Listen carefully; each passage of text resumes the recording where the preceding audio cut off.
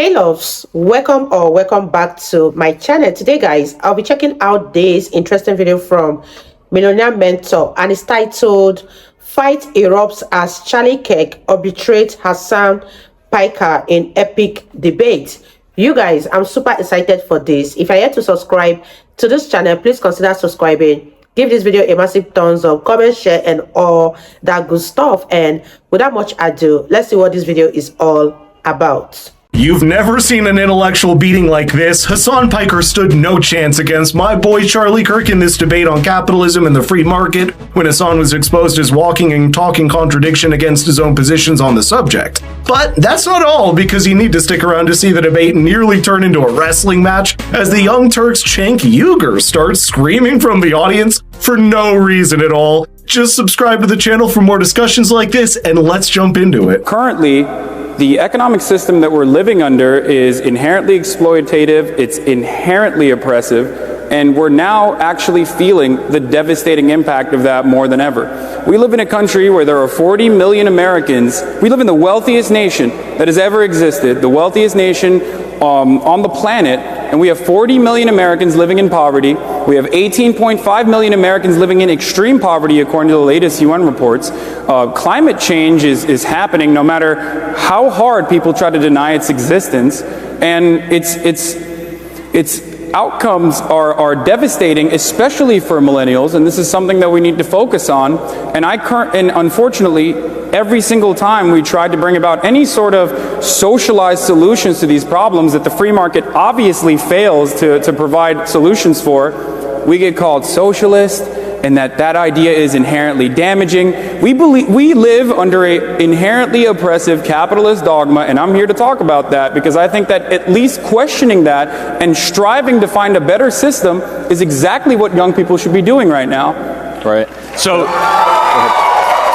inherently oppressive. So, small business owners are oppressing their employees. Come on, you're hyper-focusing on small business, dog. I'm talking about capitalism versus socialism. Even though 85% of all jobs in this country are created by small businesses, even though under this president, poverty rates have gone to the lowest level in the last 65 years. Do you want to ask questions? Wait, hold on. Let me finish. I let you finish, right? Okay, go ahead. Let me finish. 3.9 million Americans have gone off food stamps and into the labor force under this president. That should be applauded by everybody. Yeah. When less people have to go to government for money and for meaning, and they instead are able to go to a job and have a paycheck, that's a good thing. Yeah. And so the final thing I'll say is this, and you'll find disagreement. Just because someone gets rich does not mean someone gets poor.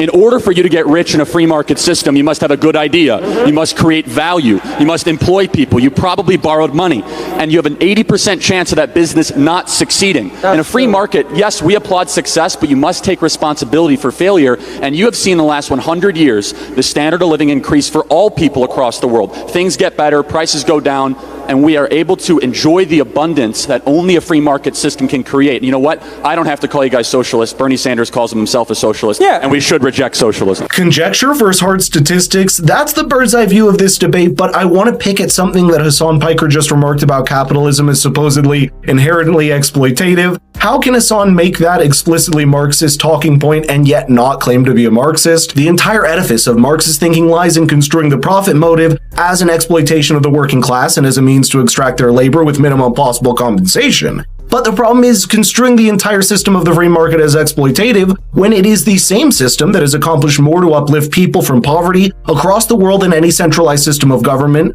or socialist economy could even fathom. Since the turn of the last century, humanity has dropped the share of people in extreme poverty from 6% to less than 10%. There's no single person or government that can claim credit for that, but a simple idea at the heart of it: people have the right to private property and the freedom to engage in trade and cooperation to enrich everyone in the process. And yet there's no shortage of people in the United States and across the world that are willing to sacrifice these two fundamental principles to the altar of some unattainable utopia. Watch Hasan Piker struggle to make sense of that, even to himself. You know what socialist is? Bernie Sanders wants an 80% tax rate on the rich. Venezuela too, right? Dude, listen. Bernie Sanders wants to keep our fossil fuel assets in the road. You want me to explain it to you? Because you obviously don't understand it. Do you want me to explain it to you? Is Cuba not socialist? Is North Korea not socialist? Was Vietnam not socialist?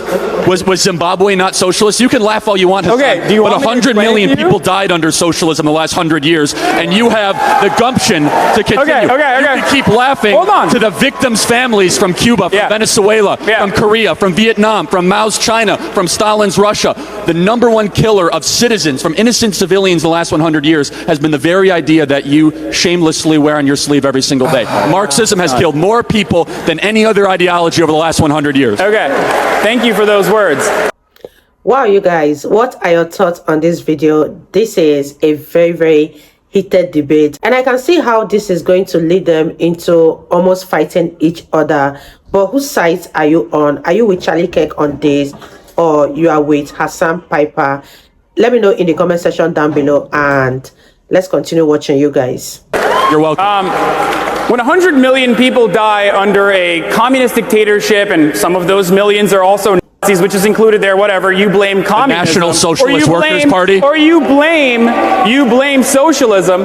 But when 7 million people die every year under our current global capitalist environment, where just by famine alone, before we even talk about imperialism, and before we even talk about the damaging wars that are happening all around the world, then it's the individual. So you're essentially telling every single person that's poor, it's your fault that you're poor, it's your fault that you die under a capitalist system, but if you were under a communist system... I have never said that. I mean, that's literally what you're saying. No, it's not. I'm so saying whose fault is it? Whose fault is it that 7 million people every year die just by famine-related diseases and famine under our current global capitalist structure?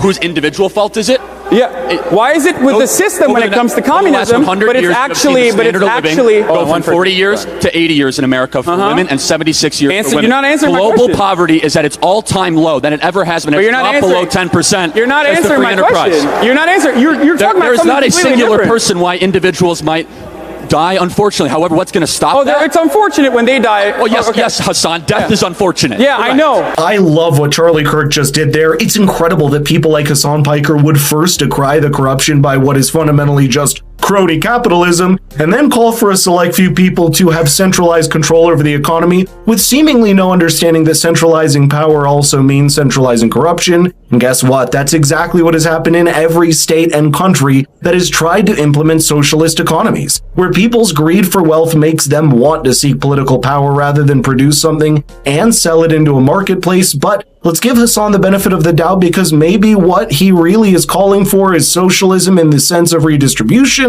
and welfare systems. Looking from this perspective, there's one critical flaw in socialism you hardly even see socialists themselves deal with. It is that socialism of this kind works very well in theory when you've got the wealth to begin with. But to lay out the right incentive structures for people to create the wealth in the first place, that's similar to what the debate is with something like the medical industry in the United States. The world needs the United States medical industry to invent new medicines, surgeries, and equipment in order to benefit the field across the world, and yet the socialists still live in some kind of utopia where both benefits of that innovation can be socialized, while the incentives for people and companies to produce that innovation can be retained by giving them enough of a profit motive. For example, 90% of new drugs and medicines fail to make it to that phase 3 of trials, and more than 90% of biotech startups fail. Somebody has to bear the cost of that, and somebody has to invest that risk. It's only fair that whoever is responsible in case of loss is also deserving in case the drug or company is successful in turning a profit. That's the lack of understanding you see from Hasan displayed over and over again. How about a 30-year patent on a drug that disallows someone with a better idea that would bring down the price of the drug so that the middle class could have the same sort of treatment that the rich and powerful have?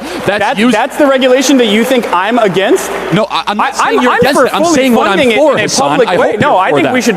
Look. Again, let me finish. Okay, go ahead. Sorry, you're right. The free market allows itself to three really, really big things. It allows prices to go down, quality to go up, and abundance to go outward. Everywhere it's tried, whether it be grocery stores, whether it be housing, if the laws of the market do not stop working just because it's in healthcare, whether it be LASIK eye surgery used to cost $20,000 per eye. The insurance companies technological advancements that are because of the free market, more affordable. The insurance companies would not cover the LASIK eye surgery. It was a cash business. Doctors went outside of the traditional system, and all of a sudden now it costs $500 per eye for LASIK eye surgery. Everything you're saying is flat out false. And also, what's false about because that? we live under a mixed economy economy, Charlie, so it's a consequence of both publicly funded research and also certain private elements. So when you try to turn around and look at technological advancements that are happening in virtually every field, okay, virtually every field on an international scale, and assume that this is just a consequence of free market capitalism, well, let's talk, yeah, no, it's actually unicorns, dude. Unicorns are so giving Hasan, us magically the Hasan, answer me a question. If we're going to lie about this stuff, then we might as well just go all the way out. Does insurance cover LASIK?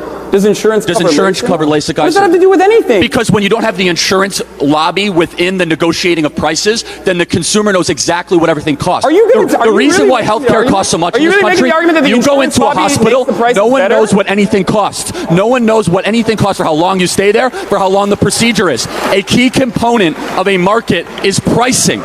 Yeah. The problem with the system we have now, and we live in a country that is virtually the only country on the planet that does not negotiate drug prices. Even Donald Trump said he was going to do this, and he's failed to deliver on that promise, among many other promises, like he was going to solve the economy, or that he was going to bring about world peace. Like, this is preposterous to assume that, like, insurance, you could just unjustifiably just throw out a claim without expecting me to, I can't even talk, holy shit, refute it when you say, what are you guys, what are your thoughts on this video, and what system of government do you think is more harmful to the people? Is it capitalism or communism? Let me know whose side you are actually on with this particular video. This is a very interesting debate, and I want to hear your thoughts in the comment section down below, and let's continue watching, you guys. When you make this ridiculous assertion that insurance companies are actually decreasing prices when it's not the government no, they're not. It's regulating. Hasan, I asked a very specific question. What? LASIK eye surgery, but then you not covered by insurance. Okay. Consumers went straight to the doctor, so they knew how much it cost. Therefore, prices went down, quality went up, and accessibility went outward. That's what happens when a market is allowed to exist. Again, there's only one person that appears to have done their homework on the issue, and that is not Hasan Piker. All you see from him is listing out a bunch of problems that exist in the world and making no effort to connect that to anything that fundamentally stems from the free market. The truth is that most of the world's problems that he listed have no clear line drawn to capitalism inherently. For example, British researcher Alex de Waal did an extensive study and found out that most of the world's famines today are not a result of lack of food, but from military and political action in places like Africa and the Middle East. And the problems in the economy, like the 2008 crash or the manipulation of the markets to their detriment, happen more from corruption and a pervasion of capitalism versus the genuine free markets. But in a world like this, it's really something to see that kind of blind virtue signaling from Hasan, and it nearly spilled over into the physical domain. Just take a look at this incredible moment. So Hasan, why don't you give 95% of your money away and go live on a commune? Do you really think that that's how it works? Do you really think why that's not? how it works? Go live what you preach. Because every single this is as silly. You talked uninterrupted for 5 minutes. Hasan, let me okay, go ahead. Sorry, you're right. I live what I practice. I'm a free market capitalist. I employ people. I took a risk. I have my own startup business. Every single day, I practice what I preach. He wants other people to contribute to what he considers to be a good idea, what he considers will make the world a better place. You have the freedom to go live as a socialist. Go do it, Hasan. What's stopping you? Okay, right. So here's why this is ridiculous. And the last point I will make is this. Here's why that conversation is absolutely preposterous. If I gave away the measly earnings that I had and gave away 95% of how much do you make, that wouldn't necessarily even push the needle. I will be very honest. It's really embarrassing, especially because my boss is sitting right there. I make $60,000 a year, okay? And that's a really good salary, but it's not like what Ted Cruz's wife was talking about the other day when she said $174,000 salary a year. It's not like we're going to buy a second home anytime soon, but that's besides the point, okay? You're trying to attack me, which is ridiculous, like asking me what my salary is. Sure, I'll reveal it willingly. You brought it up in context. I'm asking, why don't you live like a socialist? Okay. Go live like a socialist. The point is larger than that, Charlie. I live like a capitalist every single day, Shank. I live as a capitalist, okay? I live what I believe. No. What do? I get charity every single year. Hold on. What's my salary? Less than his. Charlie, take a seat. Come on, Shank, let's go. Charlie, what are you doing? Take a seat. Take a seat. Psycho? All right, no. Take a seat. You're gonna take a seat. You're gonna take a seat over here. Oh my God. What's my salary? All right. Ridiculous. All right, behave, everyone. Jesus Christ. Okay. I practice what I preach. Charlie. Stop. You do not practice what you preach. Charlie.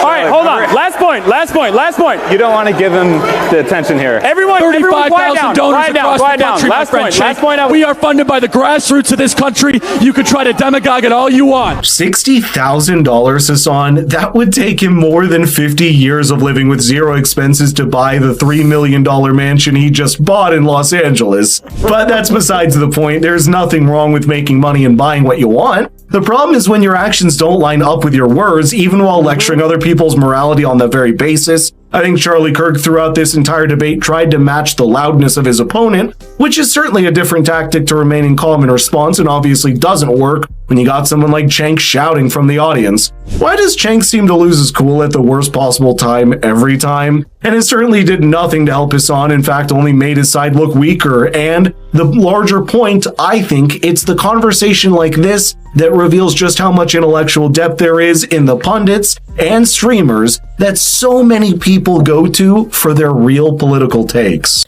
Wow, you guys, that was such an interesting video and it really got heated because I've never seen Charlie Kirk lost it the way he did in this video. And oh my gosh, you guys, let me know whose side you are on. Which system of government do you think is more beneficial to the people? Is it the capitalist or the communist? Leave your thoughts in the comment section down below. I really enjoyed every minute of this video and I believe you guys enjoyed watching. If you did enjoy watching, give this video a massive thumbs up, comment, share, and all that good stuff. And I'll see you all in my next video. Bye, guys.